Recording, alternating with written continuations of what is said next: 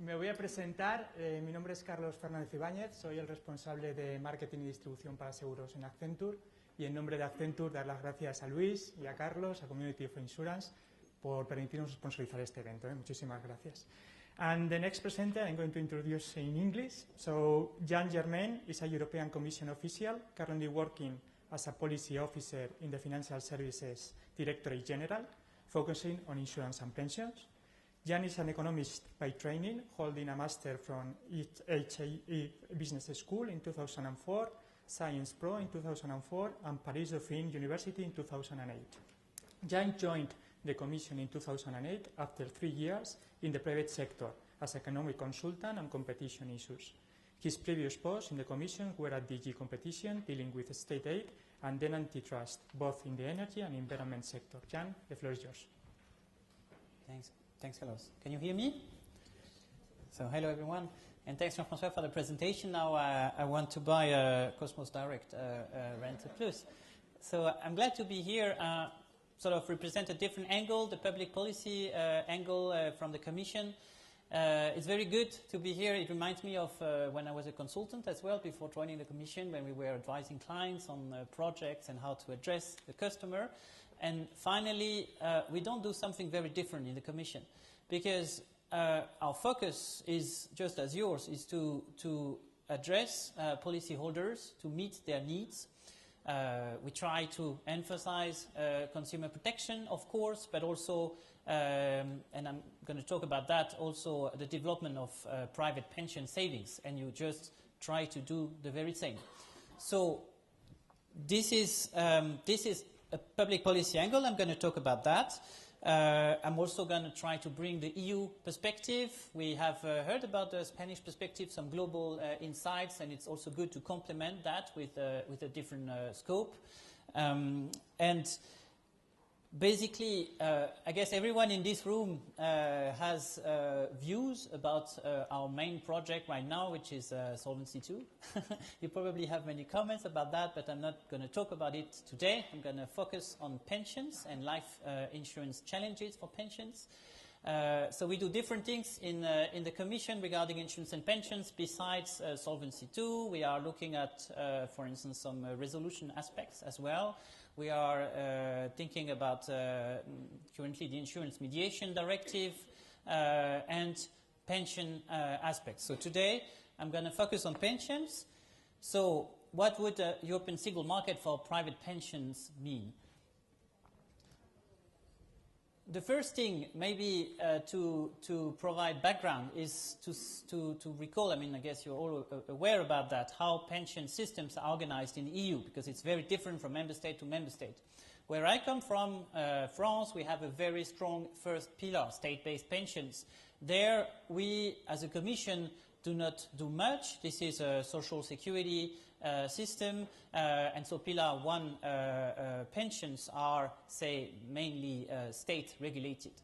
Then we have more EU competence on the second and third pillars.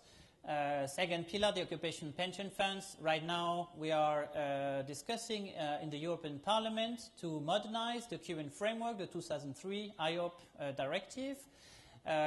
We hope for trilogues and negotiations to come to fruition with Council and Parliament somewhere in the first half of 2016.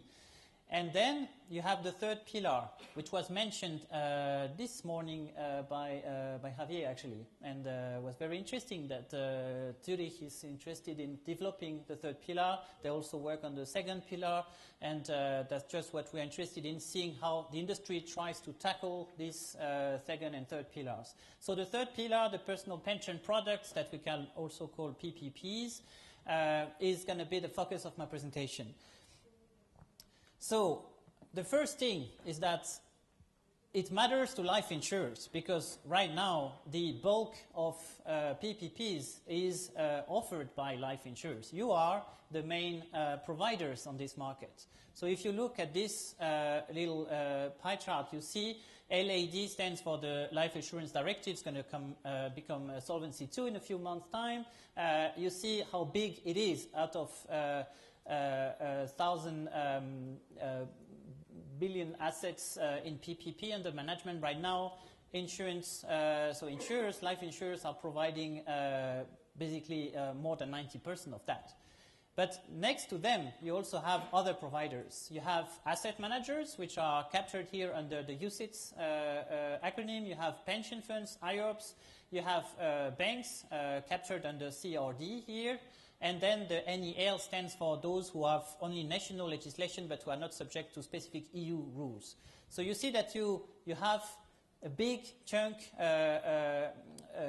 with life insurers on PPPs, but still other providers are coming in, and this is also about that. This is also about the challenge for life insurers, how to address properly policyholders so that you have a contact, you know your customers, and bearing in mind that other providers are developing on this market as well.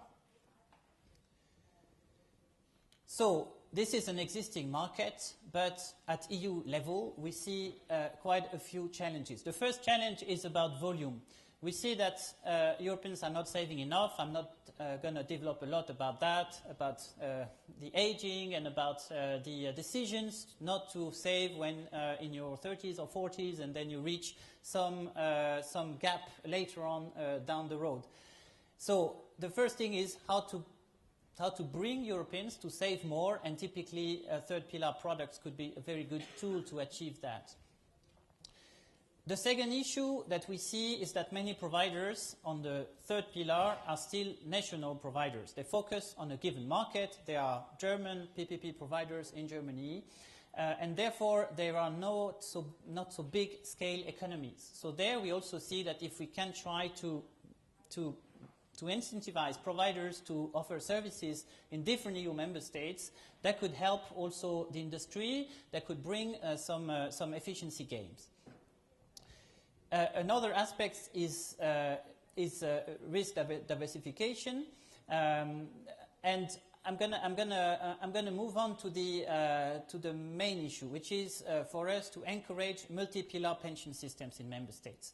So there, the issue is that every member state, Spain, France, Germany, can choose how its pension mix will be structured. So if you want to, as a member state, have a structure where 80% of the pension system is made out of state-based pensions, so be it. That's your decision as a member state. We at the Commission are there to try to incentivize diversifications, bearing in mind that the final decision rests with the member states. So we have some countries where third pillar pensions are virtually non-existent, and the same for second pillar pensions. So there we believe that in any case, it's good for the system if to have at least a bit of diversification. Not every, there won't be one single model for all member states for the pension mix, that's clear.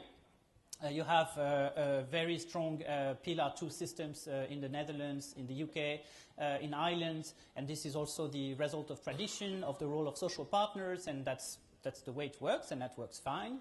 So we just want to focus on encouraging diversification and having multi-pillar pension systems. Another dimension, which is a very European one, is that today about 3% of the workforce only is working across EU member states. So labor mobility exists, but is very tiny though, but there is a huge potential there. And third pillar pension products could be very good pension product for those who are traveling, who are working 3 years in Spain, 4 years in Hungary, 2 years in the UK, and so on and so forth. So encouraging labor mobility is also an objective of this third pillar project in the Commission. Okay, so the final thing, which is also very much in the agenda, and you will hear about that soon in the news, is that we are currently trying to develop capital markets. That's called, that bears a weird name, but it's called Capital Markets Union. So next to banking financing, the Commission for this mandate is focusing on developing financing for companies through capital markets. So we want, for instance, to make it easier for SMEs to go on the capital markets and raise funds there on top of getting a loan from the bank. So in this framework, developing and integrating capital flows, so integrating national capital markets, is a priority. And the private pension project is also part of this overall project. The Commission plans to announce an action plan about the Capital Markets Union, the CMU, probably around the summer. And we will have, and we are putting forward as part of other projects to be still selected the PPP project. So I can tell this to you today. No final decisions have been taken yet, but the CMU is the priority right now for Commissioner Hill and for this mandate up to 2019. So what are we doing practically about the personal pension product? We are consulting. So we have launched, as part of the CMU, there was a green paper. I saw that some of you provided answers. That was due by mid-May. And now we are looking at the answers. There was a question, a specific question about the PPP. So does a personal pension product bring value added to the market? Is it a good idea to remove cross-border obstacles? And so this is a time for consultation. We want to hear stakeholder views. This is also why I'm here today. I'm glad to see how industry is trying to develop also ideas, innovation about the PPP. And we are analyzing now the replies. On top of them, we have asked EIOPA to conduct a technical analysis about the personal pension product. So EIOPA is doing this analysis. There will also be a consultation launched by EIOPA in summer on a second regime. A second regime for personal pensions means that it's not about harmonizing the existing national personal pension regimes. It's about creating an EU-wide system. Now you have, for instance, LTIF, which has just been adopted for long-term investment. So it's kind of, it can be seen as a label. You are offering a personal pension that can be labeled as a European pension product, provided it meets certain criteria, and then you can passport it, you can use as a provider in another member state. So from Spain, you go to Germany and you offer your personal pension product there without having to go through the whole authorization process yet and again. So EIOPA is working on this. The key points there are to look at the product scope. That's also quite important. A personal pension product can virtually be anything. What matters is how the consumer is using it. So if the consumer sees his saving product as a personal pension, as serving for his pension needs in the future, then this can be seen as a personal pension product. So we are working around the scope issue. So you have, I included there group pensions, first pillar bis pensions. Do we consider them as personal pension products in our potential initiative? And the other key point about an EU project is that you have different EU rules applying there. You have the Solvency II rules applying as life insurers. The banks have CRD rules applying. The asset managers have UCITS rules normally applying for what they're doing here for personal pensions. So the question is there a level playing field there when all of these different providers, subject to different rules, are offering one personal pension product? So we have asked EIOPA to map these differences and check whether they are legitimate, they make sense, and what we should do if we propose a common framework for personal pensions. So I covered the issue about the Capital Markets Union. We haven't made a decision. That's also a very important point. Commissioner now is hearing the views of the market. This is why it's time for you to voice and express your comments. And there is no decision taken yet. We expect to take decision probably in the course of 2016 in order to decide whether we will have an EU initiative for personal pensions. So if I just go down a little bit more into the details of what the personal pension initiative could look like. There are several. So first, there is a an initial choice. Either you decide to create a label, which you use, so you already have a product, and you use a label to bring it to another member state. So that's what we could call a second regime on an EU-wide personal pension product. That's option one. That's what EIOPA is going to consult on during summer. Or you harmonize existing rules. So this is a more comprehensive approach. That's what's been done in other financial services area. You decide that you will harmonize the national personal pension rules. So you have to choose between these two ways, or to find some hybrid solutions for the different features that I've listed here.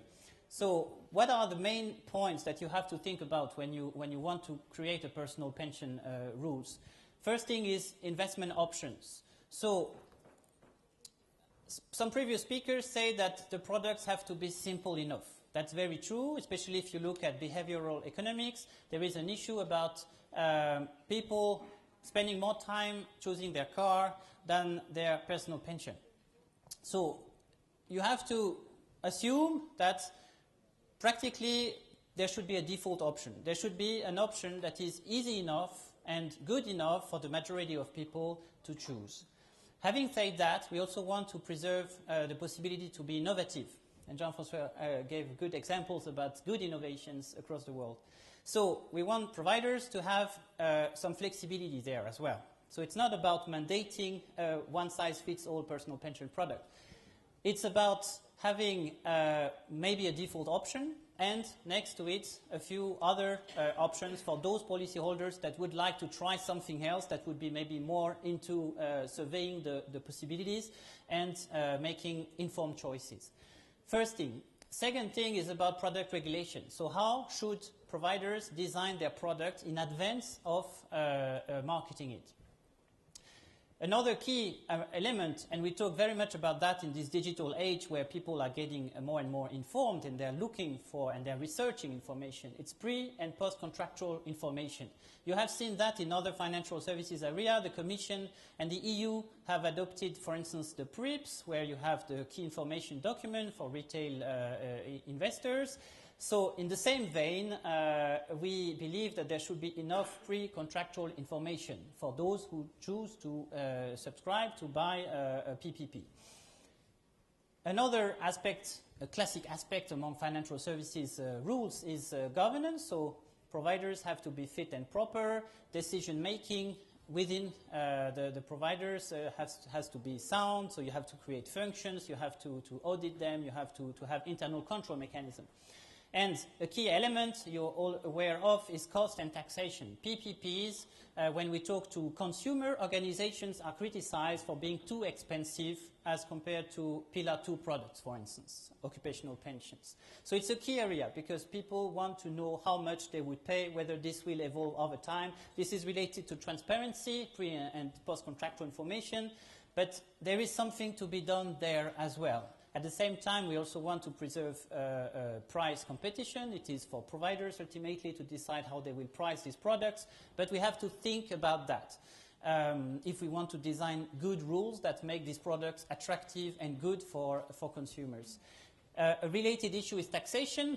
PPPs are typically chosen for their national tax advantages in various member states. It's very difficult to harmonize that. We have to create, if we do create a PPP, it has to be subject to, it has to be able to benefit from as many national tax advantages as possible. And finally, distribution, and that loops with what we said also, what previous speakers said before. We see that there is a global trend in selling online. And we think that this could also be a good idea for personal pension products. But then it means that it has to be a simple enough product. So it has implications on the previous points. And a related aspect is, do we need advice as a policyholder for the personal pension? At which stage do you need advice? So this has all to be thought through. If you look at the LTIF regulation that has just been adopted, that was in March this year, you see basically all these points also covered about advice needed, about protecting the consumers, ultimately being more into consumer protection where we're talking about retail than corporate investors. So I'm done with the slides. I just want to make a final point about the PPPs. We don't see a PPP as something that would only complement Pillar 2 products. We also see it as a complement for Pillar 1. We don't see PPPs as something that would only be for mobile workers. We believe there is also a market for, say, people staying in a member state who want to have good protection, maybe a top-up protection on top of their Pillar 1 or Pillar 2. So we believe that this is broader than just a mobile worker solution. Finally, we haven't, as I said, we haven't made our decision yet. Commissioner is still to be informed by the market, and we are welcoming your views. Have a look at the EIOPA consultation that's going to come. I guess it's scheduled for July. There will be further discussions. This is not the end of the discussion on our side. We're happy to see you in Brussels if you want to make your views heard. I think for life insurers, this is a challenge because you are the incumbent there. You offer good quality products, yet there are still some white spots in the EU. You have some member states where there is no, as I said, no third pillar product. So there is a market potential for you. Others are interested as well, obviously, asset managers in particular, but also banks, also IOPs. They are subject to different rules, but they're also different providers. So there is a debate around that. But altogether, I guess that third pillar is a developing area also for you. So I'm glad to see how innovative for that you can be. Thank you.